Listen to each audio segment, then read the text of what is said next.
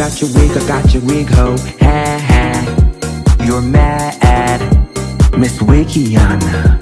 Miss Wig, Miss Wig, Miss Wikiana, Miss Wig. A revealing documentary about her life and health struggles since her talk show, The Wendy Williams Show, was canceled 2 years ago. The 4-part docuseries, Where is Wendy Williams?, delves into her cognitive issues and her alcohol abuse. CNN entertainment correspondent Elizabeth Wagmeister has the story.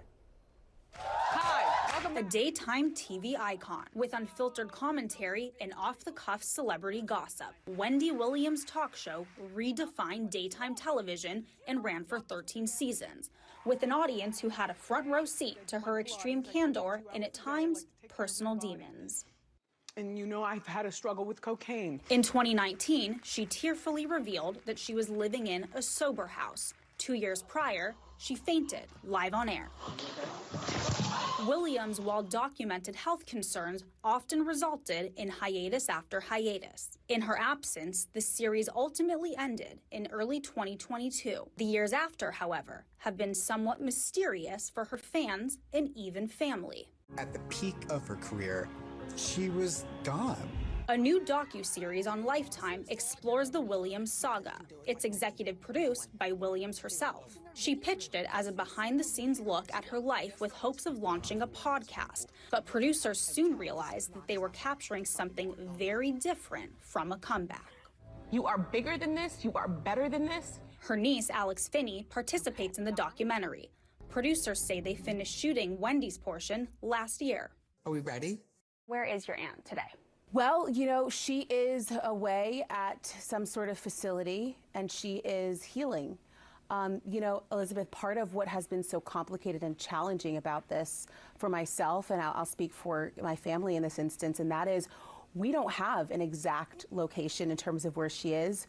We have no way to actually call her personally. A care team for Williams says the former host has been diagnosed with aphasia and dementia, which can impact communication, personality, and the ability to understand language. Her niece also says the former host has been suffering from alcohol abuse. Did you drink this whole thing today? Shortly after her talk show was canceled, a New York court appointed a legal guardian to oversee her finances and health. The case has been sealed along with the identity of the guardian. Can you explain the process of this guardianship and how involved the family is, if at all? To put it really simply, the family has been shut out. My aunt was placed under this guardianship in April of 2022. She went into court, it was closed, so we don't know the details. And when she came out, she was under this court-appointed guardian. And here we are now in February of 2024, and that information is still really limited. CNN has been unable to speak directly to Williams about the project or verify her family's account of their conversations, but we reached out to the care team and they declined comment. As for Finney, she says she speaks to Williams over the phone and she's hopeful for her aunt's progress, but still has concerns. Some stuff that people are going to see in this documentary is just not adding up. I think a lot of people are going to have questions in terms of where is the guardian? Where is the oversight?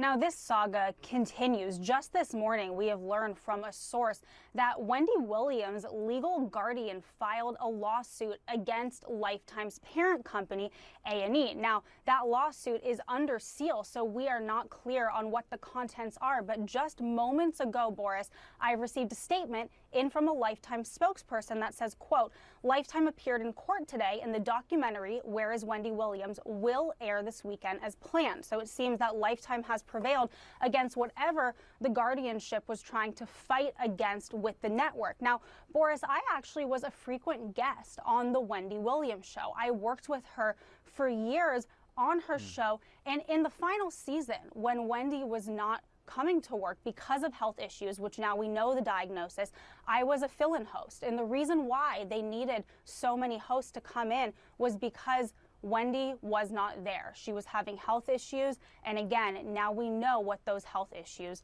are. But Wendy, as we all know, a true force, no one like her, and of course we are wishing her the best with her recovery. Yeah, absolutely. She is a legend, and we're sad to hear this news, but as you said, we do wish her the best. Elizabeth Wagmeister, thank you so much for the update. Tell me about that. What was that like? A wellness center. And why did you go to a wellness center? I don't know. Will and took me there. Why do you think we took you there? I don't know. Very well, thanks. Well, my American Express is broken, so I got to take care of that. Where am I flying? Not where I'm flying. No, I apologize. How do that's I all look? right. You look great. Yes, phenomenal. How's it? Clearly, I look 30. You nice. Look great, Wendy. We love you. You do. How's that?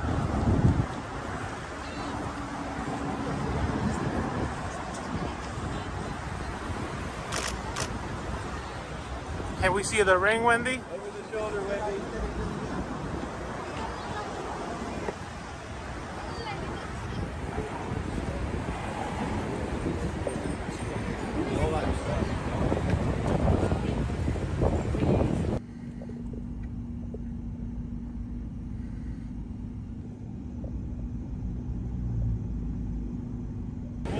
Go back inside.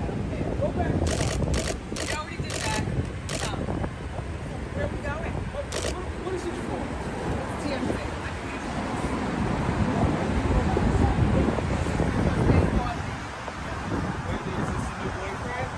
This your new husband, Wendy?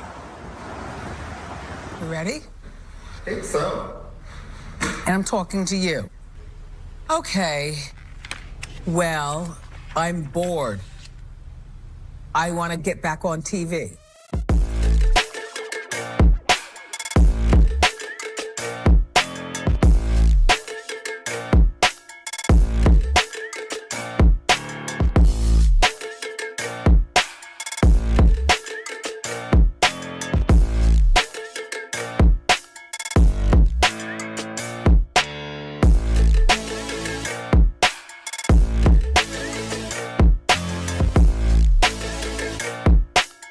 And without you, none of this would be going on.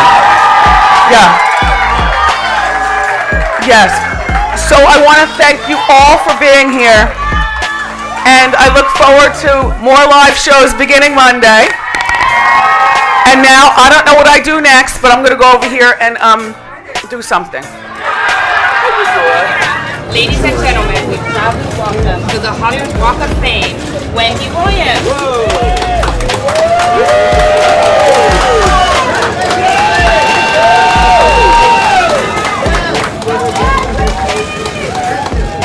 Wendy, look straight ahead. Well, I do want to thank the Hollywood Chamber of Commerce. I never thought that I would be getting a star on the Hollywood Walk of Fame. I mean, I've been on TV for 11 years, but you think of the Walk of Fame as like legends, like the Marilyn Monroes and the Shaka Khans, and this is all really something else. But there's no money for me at Wells Fargo. None. Wendy Williams is angry. This is not right. And you know this is not fair. The 57-year-old TV personality, whose talk show was canceled as she deals with ongoing health issues, is taking to social media demanding answers. All I want to know is, where is my money? This is not right. And certainly, this is not fair. Wendy denounced her former manager as well as Wells Fargo Bank, which last month froze her accounts, calling her an incapacitated person who needs a guardian to protect her assets. This guardianship petition about keeping me away from my money. This is not right. It's believed Wendy shot the video in Miami. And while she has looked frail in recent months, in her new video, Wendy seems like she's getting her strength back as she makes one final plea. Please let me have access to my money. Excuse me. I've got no money at Wells Fargo. Zero. Impossible. Welcome back to GMA3. Some dramatic scenes from the new Lifetime documentary, Where is Wendy Williams? Executive produced by Wendy Williams herself. The documentary shining a light over not just her health, but her financial guardianship. Now, Williams is under a court-appointed financial guardianship after her bank denied her access to her account, claiming she was incapacitated. Williams is refuting the claim, and here to break it down for us in our legal side of it called Better Call Brian is Brian Buckmeyer himself. We are so grateful to have you here with us because everyone is talking about this right now. Yeah, this is a wild one, definitely for me as well. So it wasn't a doctor, but a financial advisor who reported her, quote, incapacitated. So without a medical diagnosis, how is this legal? So many steps here. So let's kind of start from the beginning. Banks have the ability to restrict your access to your own money. Think about you travel abroad and you use your card and we didn't know that DeMarco was in Spain, and then they shut down your account thinking it's fraudulent. Usually just make a phone call, they open it back up. But you got to check the fine print in your bank agreements because they can actually restrict access to your money if they believe that you're making fraudulent transactions, if they think that there's some sort of unsound mind or the person's incapacitated. From there, they can go and petition to the bank, just like someone who's living with you, just like yourself can, or someone who has the control of your assets, to say, I think this person isn't making the right decisions with their money, or they're being influenced unjustly or unduly by someone else. Let's go to the probate court or go to court and say, you know what, let's put evidence before the judge and the court and see whether or not a guardian needs to be appointed. She executive produced this, though. It's kind of confusing to see it all. How does she get access to her money? What does she have to prove? Because, I mean, you do need money to live. Yeah. So there's supposed to be an annual report whenever there's a guardianship. In New York, it's typically May, but it's any time a person petitions or the court finds it just to say, hey, let's review this. And there should be evidence that's presented to the court. And you might have heard, like in a criminal case, you've got to prove it beyond a reasonable doubt. It's much lower in these types of court. It's called clear and convincing evidence, something that just gives you a firm belief that this person has the ability to handle their own finances. And to your point, she's executive producing this two-part documentary. So this is definitely going to be part of the argument to say, if she can do this, why can't she handle her finances as well as her health? Now, if she can convince the judge, then a guardian will either pull back their responsibilities or just be eliminated altogether, and she would be able to handle her own finances and her health. Listen to the people in your life that are not taking a dime. They are not profiting. I know you can hear my voice. So you decided to take a nap, huh? How long you need? About an hour? Huh? An hour? You know we have stuff to do today, right? Yes. Okay, so I'm gonna give you an hour, and I need you to wake your ass up. All right? I understand, Alex. And that's what I'm saying. Alex, relax. I understand. Okay. Mm-hmm. Then I've said my piece. I love you. I love you too.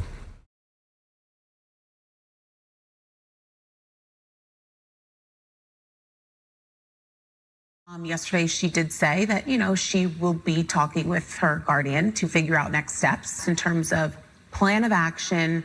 When am I going to be getting out of here so that I can start the next chapter? That seems to be her focus, and it's not that conversation that she was having 8 or 9 months ago. What do you mean? Because you just said September, you're going back in September, Morton Ira. Yep. Okay. Mm-hmm. When I get back on TV, boom. Where it was just, I got to break out of here, I got to get out, blah, blah, blah. And that's very methodical. Former talk show host Wendy Williams' team releasing an update on her health. They say she's been diagnosed with primary progressive aphasia and frontotemporal dementia. The 59-year-old hosted the Wendy Williams show for more than a decade and has been open in the past about her health struggles, which included Graves' disease and a thyroid condition. Her team says the medical diagnosis was made sometime last year. Medical experts say primary progressive aphasia is caused by the deterioration of brain tissue important for speech and language. It also is the same disease that Bruce Willis is battling. My aunt, some of the issues that are being presented in this documentary have been there before, but it just really sped up over the last 2 years or so and just mushroomed into something that felt uncontrollable. She definitely cognitively has some things that are off. The 59-year-old now revealing through her care team that she has been diagnosed with primary progressive aphasia, a form of frontotemporal dementia, or FTD. Her team saying the decision to share her diagnosis was made not only to advocate for understanding and compassion for Wendy, but to raise awareness about the disease and support the thousands of others facing similar circumstances. Frontotemporal dementia, it tends to affect younger people in their 40s to 60s. It's pretty rare, and it affects behavior like decision-making, personality, impulse control, and then it also affects communication skills. Your aunt is known for her sizzling hot topics. There are probably some people who don't feel the most sympathetic toward her right now. Is that hard for you, hard for her, to know that some people think the woman who went after other people is now dealing with her own life of a hot topic? I don't think that it's really hard for my aunt. I think she knows the bed that she made. And so you got to lie in it sometimes, right, when it comes to the court of public opinion. And she's used to that. I also understand that everybody's entitled to their opinion, and my aunt was in a very controversial lane. At the end of the day, she is a person, and she doesn't deserve to be suffering the way that she's been suffering. It is heartbreaking. Some people are going to look at this and say, this is exploitation. She's being exploited. How could they do this? Right. What do you say to that? You know, and I understand that some people look at it and think that. But I will say this, first and foremost, my aunt is the executive producer of this documentary. And when I finally talked with her and I said to her, Aunt Wendy, why do you want to do this? She said, now is the perfect time because I want to take ownership of my story. But does she have the capacity to take ownership of her story? Does she really know what she's doing, in your view? I think that it comes in waves. And even in the conversations that I would have with her, right? Like that conversation was crystal clear. When I said, why are you doing this? And she said, I want to tell my story. That conversation was crystal clear. One judge and 3 doctors say my money is still stuck at Wells Fargo. There was talk that Wells Fargo got involved in this because they thought either her son, Kevin Jr., or somebody was taking advantage of her financially. Yeah. Do you know that to be true? So I personally have not seen family taking advantage of my aunt's money. I haven't. As the family, we have been kept out of a lot of details. The location in terms of where she is, we don't specifically know. So you don't know where she is? No. Her guardian has not released that information to us. I haven't seen her in about 9 months. 9 months? I haven't seen her in a really long time, but I finally am talking to her regularly. And our conversations are beautiful. She sounds healthy.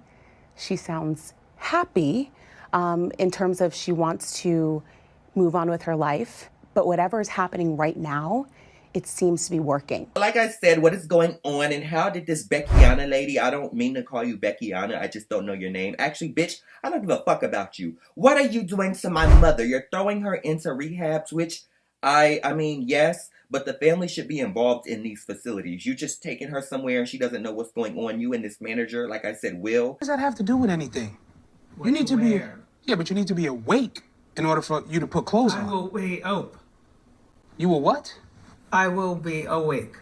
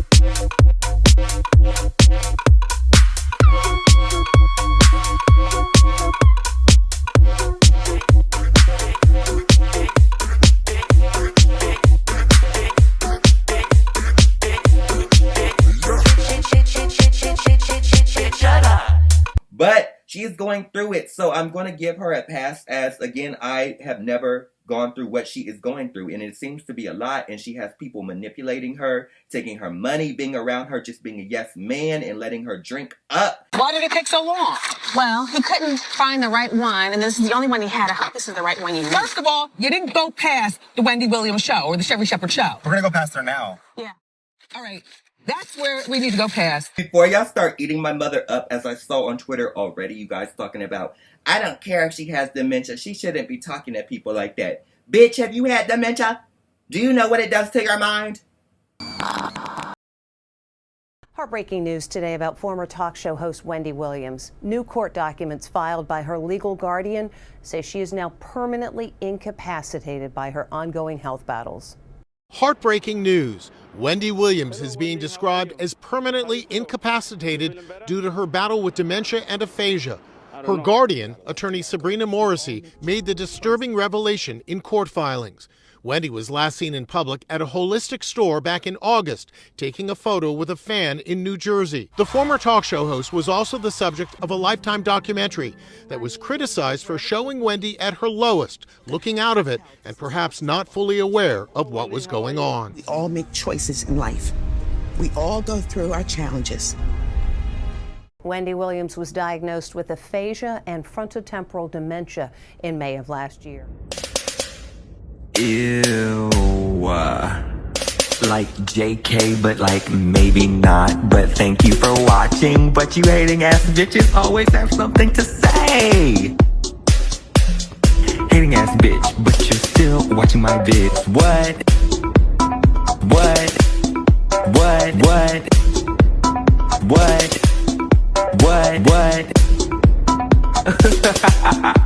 You're so upset.